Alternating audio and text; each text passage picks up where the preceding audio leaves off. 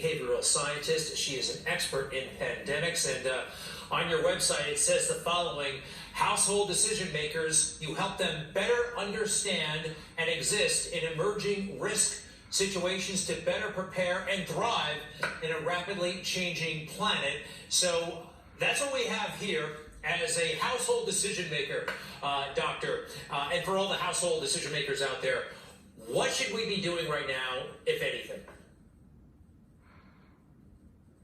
Okay, thank you for that introduction, Greg. I do not care where you fall on the political spectrum, whether you're on the left or on the right. The one thing we have in common, universally, is our propensity to not be aligned to the reality of the risk. We tend to be complacent when we don't perceive a real risk, and we tend to overreact post some sort of outbreak, exactly like what we're seeing with COVID-19. This is a massive overreaction, and what we're seeing in terms of political governance on it across countries is that reflection of their communities and their constituents' demand for stronger quarantines, isolations, all of that, which shows that something is happening despite the reality of the risk, not requiring that magnitude of measure. And so what household decision makers need to know in America to protect their families is that our loved ones that are in the older demographics that are more vulnerable to this particular virus outbreak, those who are over 65, are actually dying in hundreds of thousands from additional disease states like your cardiovascular disease outcomes, like cancer, like Alzheimer's.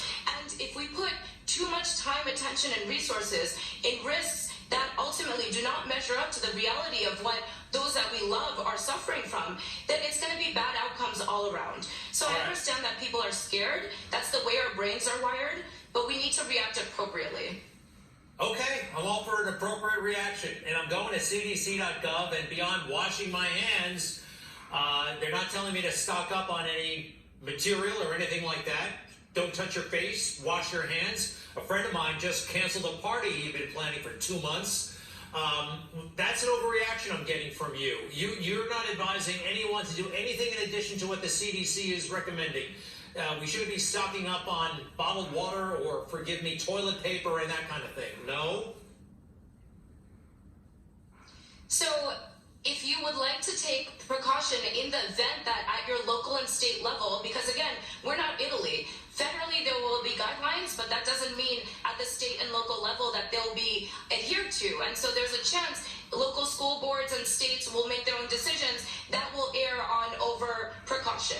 In those situations, to be safe, it's not a bad idea. In case you're forced to self-isolate or quarantine, or because you don't want to be around other people who potentially are, because your community is experiencing a surge in these outbreaks, be prepared for perhaps 2 weeks of being isolated. That is completely within the bounds of rationality. Beyond that, you're doing a disservice not only to those healthcare professionals who really at the front lines are dealing with this and don't also need this additional panic to affect their work, but you're also, the socioeconomic impacts are going to be worse than the disease outcomes itself. We're going to look back on this and realize the amount of loss, was it really worth the draconian quarantine measures that we've been seeing around the world that potentially Americans could want here? They're not necessary. Okay, but I don't know if this was a draconian quarantine measure. It was a containment measure when President Trump, the administration,